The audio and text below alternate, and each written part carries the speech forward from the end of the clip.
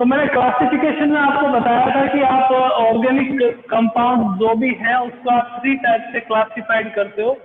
First classification आता है classification on the basis of structure. Structure के बेसिस पे जैसे भी जितने भी टाइप के कंपाउंड है सबको अपन ने इजीली डिफाइन कर दिया, आपको समझ भी आ गया, मैंने समझा भी दी। सेकंड अब आपके पास आता है होमोलोगस सीरीज के बारे में बात करेंगे। थोड़ा बहुत आपने होमोलोगस सीरीज के बारे में पढ़ रखा है 10th क्लास में, बाकी जो है वो अपन अभी पढ़ेंगे।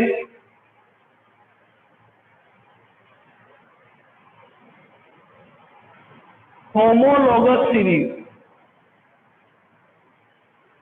क्या होती है? होमोलोगस सीरीज, तो होमोलोगस सीरीज की मैं अगर बात करूं तो उसमें रहता क्या है कि फंक्शनल ग्रुप सेम रहता है।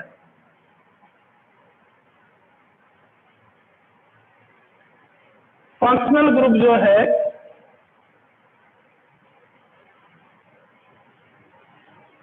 वो क्या रहता है सेम।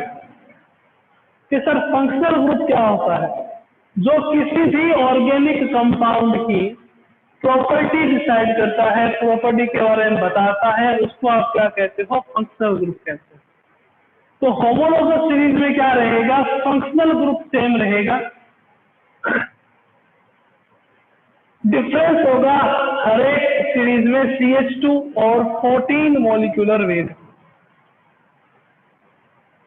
14 मॉलिक्यूलर वेट डिफरेंस जो रहेगा वो किसका रहेगा? CH2 और 14 मॉलिक्यूलर वेट।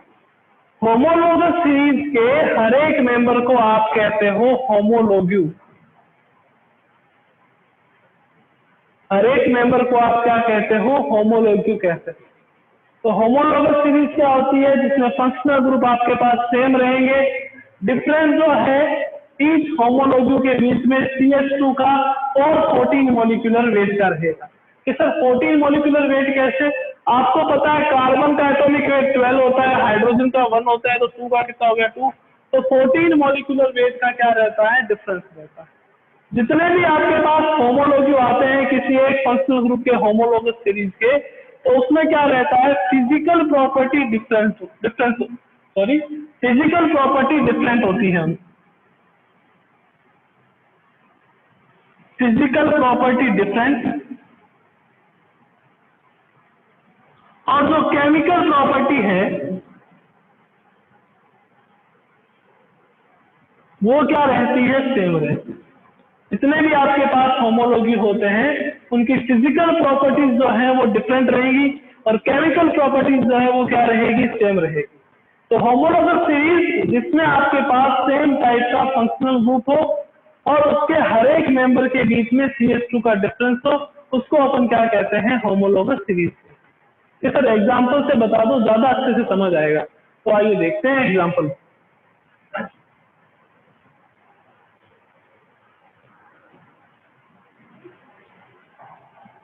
बात करें अगर एग्जाम्पल के फॉर्म में, तो मैं अगर बात करूं सबसे पहले अपना फेवरेट आता है एल्केन, क्योंकि यहीं से ऑर्गेनिक कंपाउंड स्टार्ट होते हैं एल्केन। तो अपना जो 11th में सिलेबस रहेगा उसमें अपन एल्केन, एल्कीन, एल्काइन के बारे में ही पढ़ेंगे। तो बात करते हैं एल्केन की। एल्केन जो है उसका कॉमन फॉर्मूला आप सबको पता है, CnH2n+2 होता है।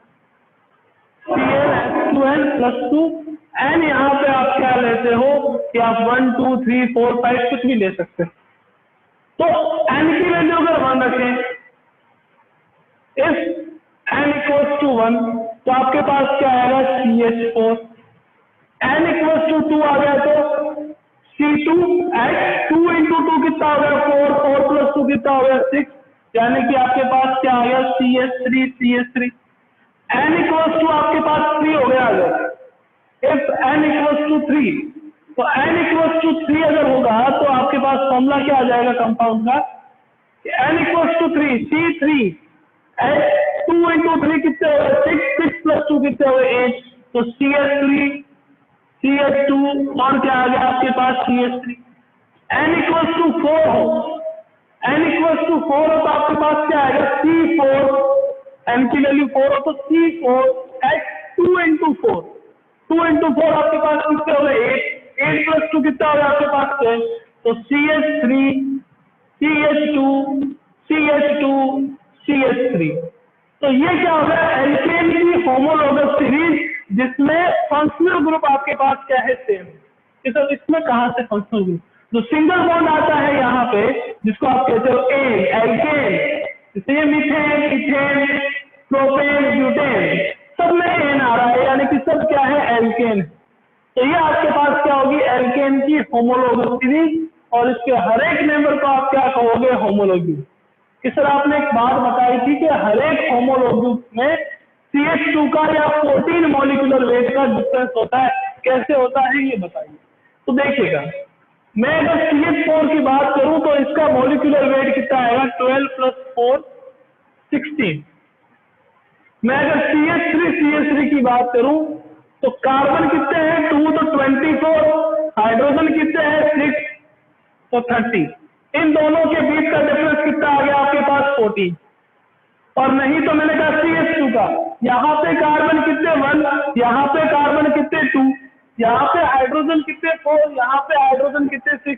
तो हाइड्रोजन का तो कितने का डिफरेंस हो गया 2 का, कार्बन का कितने का डिफरेंस हो गया 8 का। तो आपके पास टोटल डिफरेंस क्या रहेगा, CH2 का या 14 मॉलिक्यूलर वेट का। अब यहाँ देखिए CH3 इस CH2 का डिफरेंस आ गया। यहाँ देखिए CH3 ये CH2 का डिफरेंस आ गया। तो होमोलॉगस सीरीज में फंक्शनल ग्रुप सेम रहेगा, और हर एक जो होमोलॉजी है उसमें 14 मॉलिक्यूलर वेट या CH2 का क्या रहेगा, डिफरेंस रहेगा। ये आपके पास क्या आती है, होमोलॉगस सीरीज।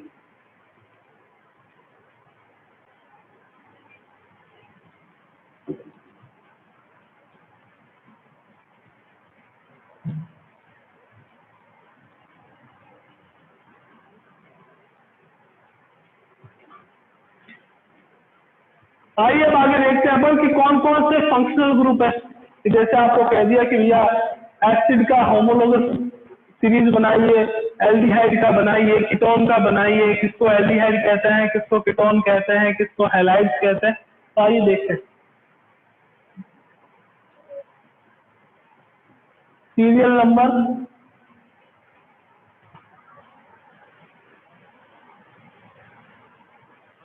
फंक्शनल ग्रुप,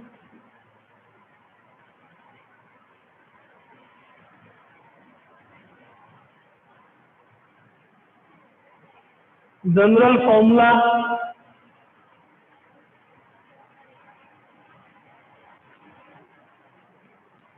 ठीक है, सीरियल नंबर, फंक्शनल ग्रुप और जनरल फॉर्मूला। सबसे पहले देखते हैं एल्केन का। फंक्शनल ग्रुप आपके पास क्या आ गया, एल्केन। एल्केन फंक्शनल ग्रुप आ गया, इसका जनरल फॉर्मूला क्या होता है कि सर CnH2n+2। ये एल्केन का जनरल फॉर्मूला। इसकी होमोलॉगस सीरीज मैंने आपको बताई थी, एन की वैल्यू रखनी है 1 2 3 4 5 6 और होमोलॉगस सीरीज बनानी है।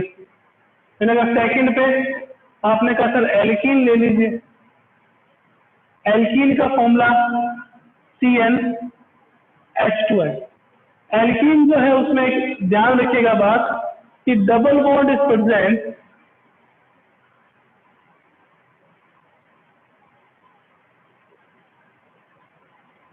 इन बिटवीन कार्बन एंड कार्बन, वो फॉर्मूले के अकॉर्डिंग। जैसे आपने कहा एन की वैल्यू 1 कभी नहीं होगी एल्कीन में, कम से कम एक डबल बॉन्ड तो होना ही चाहिए। एक डबल बॉन्ड होना चाहिए, तो एन की जो मिनिमम वैल्यू है एल्कीन के लिए वो कितनी होगी 2। तो एन की वैल्यू 2 रखोगे अगर आप, तो आपके पास क्या आएगा C2H4 को आप ऐसे लिखोगे CH2 double bond CH2। N की वैल्यू 3 आ गई तो आप क्या लिखोगे C3H6। तो फॉर्मूला क्या आ जाएगा CH2 double bond CH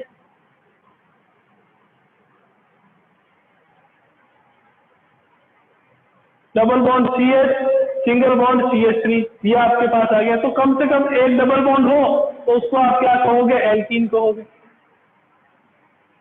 third देखिएगा, थर्ड आपके पास आता है एल्काइन। पहला कौन सा था, एल्केन, सेकंड एल्कीन, थर्ड आपके पास आता है एल्काइन, CnH2n-2, CnH2n-2। इसमें क्या होगा, कम से कम इसमें भी n की वैल्यू 2 होनी चाहिए, क्योंकि ट्रिपल बॉन्ड इज प्रेजेंट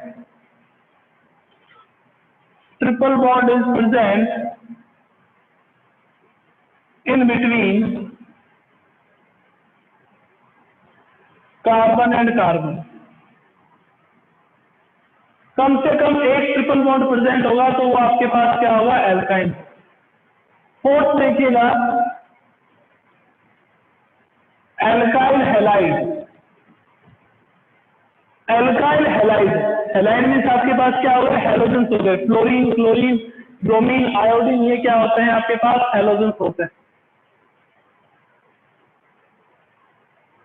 तो इसका जनरल फॉर्मूला क्या आएगा, CnH2n+1H, CnH2n+1H, ये एल्काइल हैलाइड का जनरल फॉर्मूला होता है। यहाँ पे X जो है वो क्या रहेगा, fluorine, chlorine, bromine, iodine, X equals to FCl-Br-I। Compound बना के बता देते हैं, N की वैल्यू अगर 2 हो आपके पास, या 1 से ही ले लीजिए, 1 हो तो C1H2 इंटू 1 क्या आएगा, 2, 2 + 1 क्या आएगा, 3, तो आएगा CH3H। दूसरा देखिए इसका एक और कंपाउंड, N की वैल्यू 2 ले लीजिए, N की वैल्यू 2 लोगे तो क्या आएगा, CH3, CH2, और आपके पास क्या आ जाएगा, X। ये अब यहाँ पे आप X की जगह Cl लगा दो, X की जगह F लगा दो, X की जगह Br लगा दो, X की जगह I लगा दो, तो वो आपके पास उस हिसाब से उसका नॉमेनक्लेचर हो जाएगा। तो ये 4 फंक्शनल ग्रुप हुए हैं अभी तक, एल्केन हुआ है, एल्कीन हुआ है, अल्काइन हुआ है, और एल्काइल हैलाइड हुआ है। नेक्स्ट देखिएगा, फिफ्थ पे बात करते हैं। देखिए स्क्रीनशॉट ले लीजिए, अगर किसी को कोई दिक्कत हो तो एक बार इसका स्क्रीनशॉट ले लीजिए, तो आपको सारे फंक्शन ग्रुप एक साथ में मिल जाएंगे। अपने बोर्ड में तो इतना स्पेस है नहीं, क्योंकि एग्जाम्पल भी कर रहे हैं अपन साथ में, तो एक बार इसका स्क्रीनशॉट ले लीजिए, और ले लिया होगा शायद आपने। फिफ्थ पे चलते हैं अपन।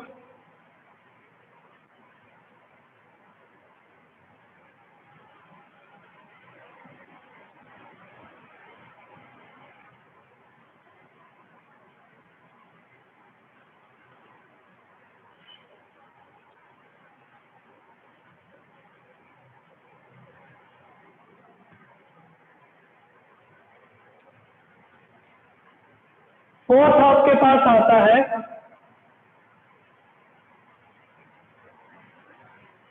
Alcohol and ether. ये मैं भी आपको बता दूंगा कि अल्कोहल कब कहेंगे और ईथर कब कहेंगे। Alcohol and ether, CnH2n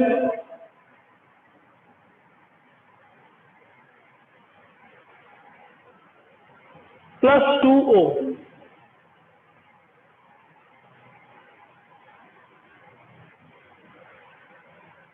+2O, ये आपके पास अल्कोहल और ईथर का फॉर्मूला होता है, CnH2n+2O। ठीक है ना, या इसको कोई ये भी लिख सकता है 2n+1 और यहाँ पे OH लगा। ये सब कैसे होगा बताइए इसको, कि मैं कहता हूँ अपन n की वैल्यू 2 ले लेते हैं, n की वैल्यू 2 ले लेते हैं, तो मेरे पास ये फॉर्मूला क्या आ जाएगा, C2H6O, C2H6O, C2, 2 इंटू 2 कितना हो गया आपके पास, 4, 4 + 2 क्या हो गया आपके पास, 6। अब अल्कोहल कब कहेंगे और कब ईथर कहेंगे, देखिएगा। अपने को एक बात पता है कि ऑक्सीजन की जो वैलेंसी है वो 2 होती है। ऑक्सीजन की वैलेंसी कितनी होती है आपके पास, 2 होती है। अब अगर आपके पास ऑक्सीजन की एक वैलेंसी पे तो हाइड्रोजन, और अगर एक वैलेंसी पे, इसको कहते हैं एल्काइल ग्रुप, CH3CH2, यानी कि इथाइल ग्रुप कह दिया आपने, तो कंबाइंड इसको अपन क्या बोलेंगे, alkyl. Number of carbon atom तो कुछ भी हो सकते हैं। अगर ऑक्सीजन की एक वैलेंसी पे हाइड्रोजन और एक वैलेंसी पे एल्काइल ग्रुप हो, तो इसको अपन कहेंगे एल्कोहल। तो इसको अपन क्या कहेंगे, एल्कोहल कहेंगे। ऑक्सीजन की 2 वैलेंसी होती है, एक वैलेंसी पे हाइड्रोजन और दूसरी वैलेंसी पे अगर एल्काइल ग्रुप हो तो उसको अपन कहेंगे अल्कोहल। ऑक्सीजन की दोनों वैलेंसी पे अगर एल्काइल ग्रुप हो CH3 और CH3 तो इसको अपन क्या कहेंगे, इसको कहेंगे ईथर। ये तो पता है ना, O-2 होता है, यानी कि ऑक्सीजन की दो वैलेंसी होती है। तो एक वैलेंसी पे हाइड्रोजन, दूसरी वैलेंसी पे एल्काइल ग्रुप, तो उसको आप क्या कहोगे, अल्कोहल। एक वैलेंसी पे मिथाइल ग्रुप, दूसरे की भी मिथाइल, यानी कि दोनों पे एल्काइल ग्रुप आ जाए तो इसको अपन क्या कहेंगे, ईथर। तो एक आपके पास आ गया अल्कोहल एंड ईथर। इसका जनरल फॉर्मूला CnH2n+2O, या यूं लिखा जाता है CnH2n+1OH। एक ही बात, ये H को यहां लगा दो तो +2 हो जाएगा। ये आपके पास अल्कोहल और ईथर हो गया।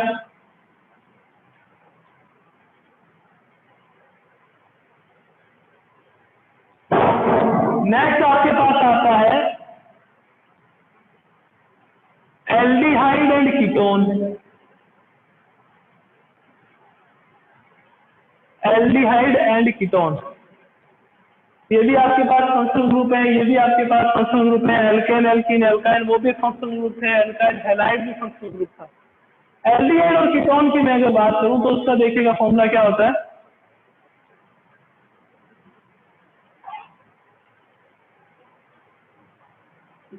CnH2nO। CnH2nO, ये एल्डिहाइड और कीटोन का जनरल फॉर्मूला है, CnH2nO। CnH2nO aldehyde and ketone का जनरल फॉर्मूला है। तो सर अब पता कैसे चलेगा कि कौन सा एल्डिहाइड है और कौन सा कीटोन है? तो आइए देखिए, यहाँ पे भी मैं N की वैल्यू क्या ले रहा हूँ, 2। N की वैल्यू कितनी ले रहा हूँ मैं यहाँ पे, 2। इन दोनों में एक कॉमन फंक्शनल ग्रुप होता है, उसको अपन कहते हैं कार्बोनिल, C+O। C+O, इस फंक्शनल ग्रुप को अपन कौन सा फंक्शनल ग्रुप कहते हैं, कार्बोनिल। C+O, इसको अपन कहते हैं कार्बोनिल फंक्शनल ग्रुप।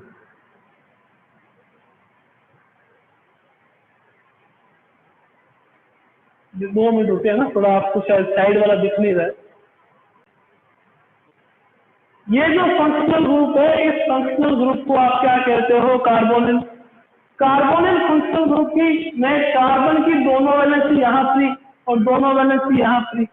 अगर यहाँ पे आपके पास N double bond, sorry N की वैल्यू 3 लेनी पड़ेगी, ठीक है, बिना होगा नहीं है। तो आपके पास फॉर्मूला क्या आ जाएगा, C3H6O।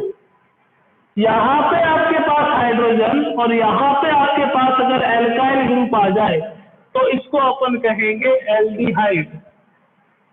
इसको अपन क्या कहेंगे, एल्डिहाइड। मैंने कहा कार्बोनिल फंक्शनल ग्रुप है। कार्बोनिल फंक्शनल ग्रुप में कार्बन की जो है वो दो वैलेंसी क्या रहती है, फ्री रहती है। कार्बन की दो वैलेंसी में से एक में अगर आपके पास हाइड्रोजन और एक में आपके पास एल्काइल ग्रुप आ जाए तो वो कौन सा फंक्शनल ग्रुप होगा, वो होगा आपके पास एल्डिहाइड। और अगर दोनों पे ही एल्काइल ग्रुप आ जाए, दोनों पे ही एल्काइल ग्रुप आ जाए तो वो क्या होगा, आपके पास कीटोन होगा। तो वो क्या होगा, आपके पास कीटोन होगा। Alcohol and ether, alcohol and ether पे अपन देखेंगे कि ऑक्सीजन की दो वैलेंसी है, दोनों वैलेंसी में से एक पे अगर हाइड्रोजन और एक पे अगर एल्काइल ग्रुप हो तो उसको अपन कहेंगे एल्कोहल। ऑक्सीजन की दोनों वैलेंसी पे अगर एल्काइल ग्रुप है CH3 और CH3 तो अपन उसको क्या कहेंगे, ether. Aldehyde and ketone, aldehyde and ketone का जनरल फॉर्मूला आपके पास क्या होता है, CnH2nO। CnH2nO, तो किसको एल्डिहाइड कहेंगे, किसको कीटोन कहेंगे? तो N की वैल्यू आप अगर 3 रखते हो तो कंपाउंड का फॉर्मूला क्या आ जाता है, C3H6O। C3H6O। तो यहाँ पे अपने को देखना है कि C डबल बॉन्ड हो, ये मेन फंक्शनल ग्रुप रहता है यहाँ पे, इसको अपन कहते हैं कार्बोनिल। कार्बोनिल फंक्शनल ग्रुप कहते हैं। अब इस कार्बोनिल फंक्शनल ग्रुप के अगर एक तरफ हाइड्रोजन और एक तरफ एल्काइल ग्रुप हो तो उसको अपन क्या कहेंगे, एल्डिहाइड। और अगर दोनों तरफ एल्काइल ग्रुप हो तो उसको अपन क्या कहेंगे, कीटोन। कि सर अगर दोनों तरफ हाइड्रोजन आ जाए तो दोनों तरफ अगर हाइड्रोजन आ जाए तो इसको भी आप क्या कहोगे, एल्डिहाइड कहोगे। तो इसको भी आप क्या कहोगे, एल्डिहाइड कहोगे।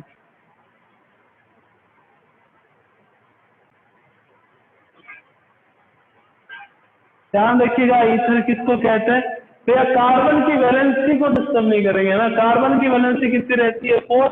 इस बात को दिमाग में बाहुबली मूवी की स्टोरी के जैसे फिट कर लो, है ना, ये बाहुबली की स्टोरी थी, हमें याद है, तो वैसे ही ये भी याद कर लो कि कार्बन की वैलेंसी 4 होती है। 4 के अलावा हमें कार्बन की वैलेंसी को छेड़ना ही नहीं है, सिर्फ 5 कभी करना ही नहीं है, ना 3 करना है। हर एक जगह आप देख लीजिए 2 1 1 1 और 2 कितने हो गए 4, तो हर जगह कार्बन की वैलेंसी कितनी रहेगी, 4 रहेगी। इस चीज को आप हमेशा ध्यान में रखिए। तो ये एल्डिहाइड एंड कीटोन तक हुआ, आगे देखेंगे अभी अपन एसिड एंड एस्टर।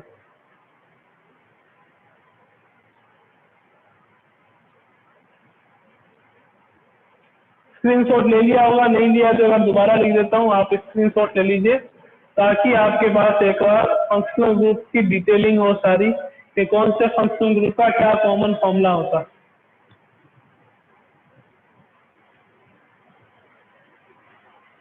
चले फिर आगे आइए।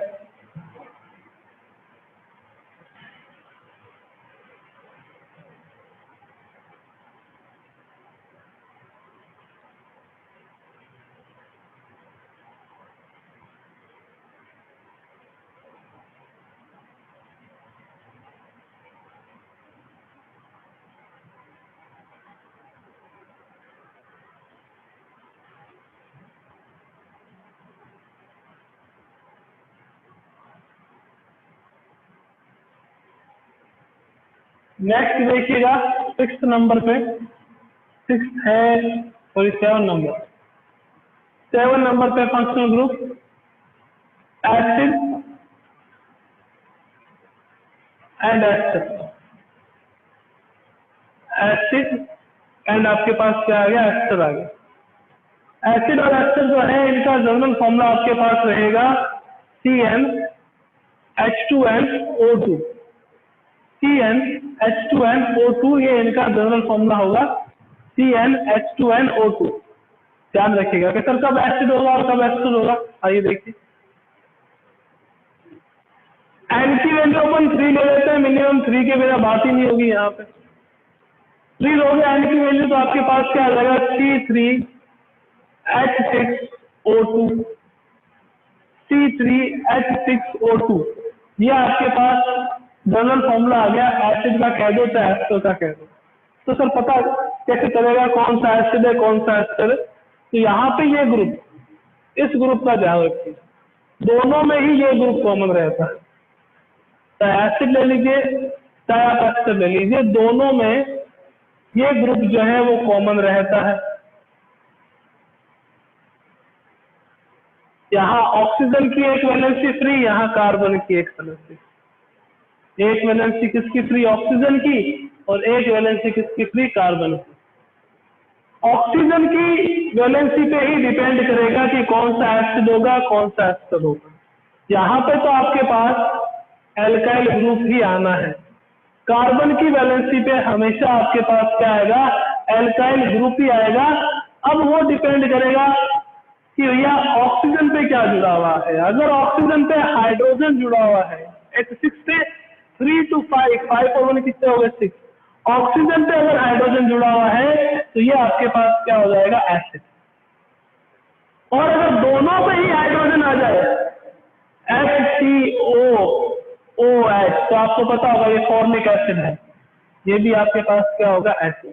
तो सर एस्टर कब होगा, एस्टर मीन्स क्या हो गया कि दोनों पे ही एल्काइल ग्रुप, इस कार्बन से भी एल्काइल ग्रुप और ऑक्सीजन से भी कौन सा ग्रुप, एल्काइल ग्रुप। इसका फॉर्मूला COOCH3, CH3 को आवाज नहीं देनी ना, OCH3 कि OCH3 इधर आया सब CH3 COOCH3। यहाँ पे देखिएगा कार्बन कितने 1 2 3, ऑक्सीजन कितने 1 2, हाइड्रोजन कितने 3 और 3 6, यानी कि C3H6O2, ये भी C3H6O2। बट यहाँ पे ऑक्सीजन पे हाइड्रोजन बॉन्डेड है, यहाँ पे ऑक्सीजन पे हाइड्रोजन बॉन्डेड है, यहाँ पे ऑक्सीजन पे मिथाइल ग्रुप या एल्काइल ग्रुप है। तो इसको आप क्या कहोगे, इसको अपन कहेंगे एस्टर। इसको अपन क्या कह देंगे, एस्टर कह देंगे। जल्दी से आप इसका भी स्क्रीनशॉट ले लीजिए।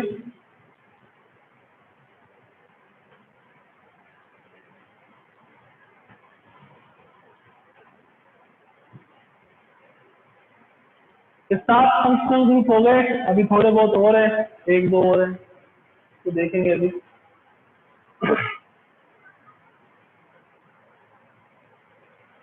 एक तो देखिएगा,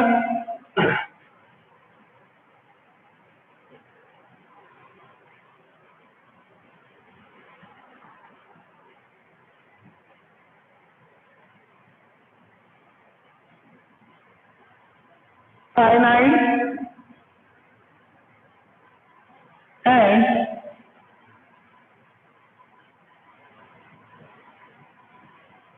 आइसोसाइनाइड, साइनाइड एंड आइसोसाइनाइड।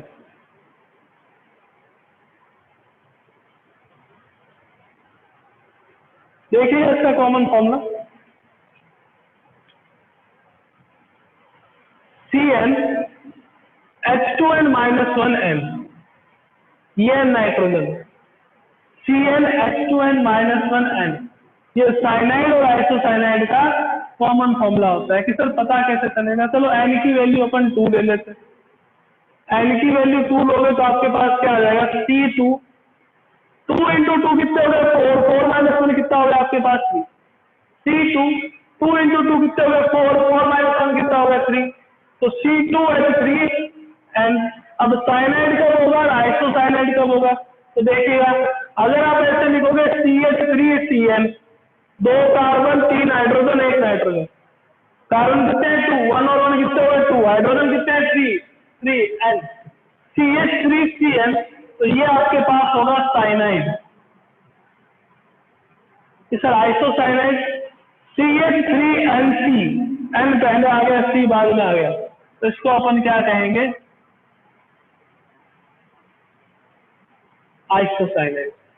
तो ये कुछ 8 फंक्शनल ग्रुप तक करवाए हैं मैंने। कौन कौन से करवाए हैं अभी, एल्केन करवाया है, एल्कीन करवाया है, एल्काइन करवाया है, alkyl halide, alcohol and ether,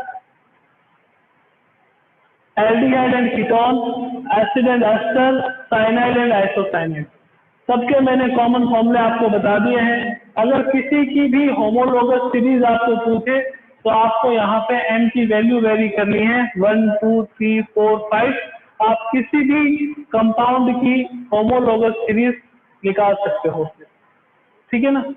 इसके बाद 1-2 फंक्शनल ग्रुप और रहते हैं, उसको अपन नेक्स्ट क्लास में देखेंगे कि भैया कौन कौन से फंक्शनल ग्रुप हैं, वो अपन मंडे को देखेंगे, ठीक है। तो मिलते हैं मंडे को।